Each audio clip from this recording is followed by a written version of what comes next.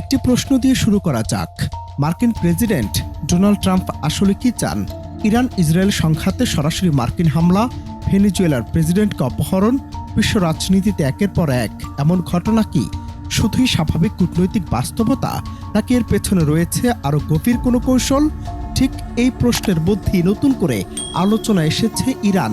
কারণ দেশটির ভেতরে বর্তমানে যা চলছে তা শুধু একটি বিক্ষোভ নয়, বরং এটি ইরানের শাসন ব্যবস্থার অস্তিত্ব নিয়ে প্রশ্ন তুলেছে আজ। অবাক লাগলেও সত্যি, ইরানের বড় একটি অংশ এখন প্রকাশ্যে খামেনি সরকারের পতন চাইছে। মানবাধিকার গোষ্ঠী ও আন্তর্জাতিক সংবাদ মাধ্যমের তথ্য বলছে, ইরানি মুদ্রার ভয়াবহ দরপতনের প্রতিবাদে টানা 12 দিন ধরে অস্থিরতা চলছে দেশ জুড়ে। এই আন্দোলন ছড়িয়ে পড়েছে 31টি প্রদেশের 100টিরও বেশি শহরে। রাজধানী তেহরান ছাড়াও মাশহাদ, ইস্পাহান, তাবরিজ ও বাবুলের মতো গুরুত্বপূর্ণ শহরে নেমেছেন হাজার হাজার মানুষ।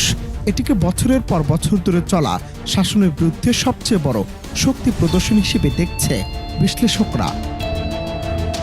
আন্তর্জাতিক সংবাদ মাধ্যম বিবিসি পার্সিয়ান কর্তৃক যাচাই করা একাধিক ফুটেজে দেখা গেছে, বৃহস্পতিবার সন্ধ্যায় তেহরান ও মাশহাদে শান্তিপূর্ণ বিক্ষোভ করেছেন সাধারণ মানুষ, যা ঠেকাতে পারেনি নিরাপত্তা বাহিনী।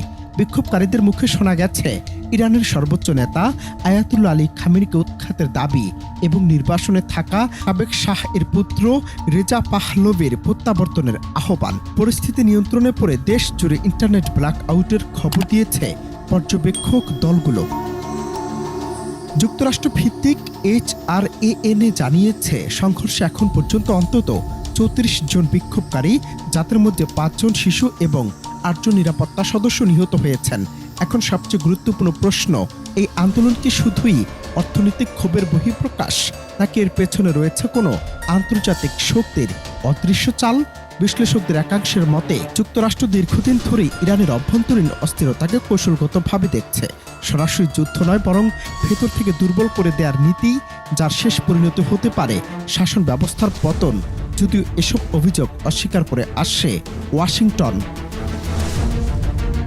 অনন্ত হাসান মাসুদ, বাংলা টিভি।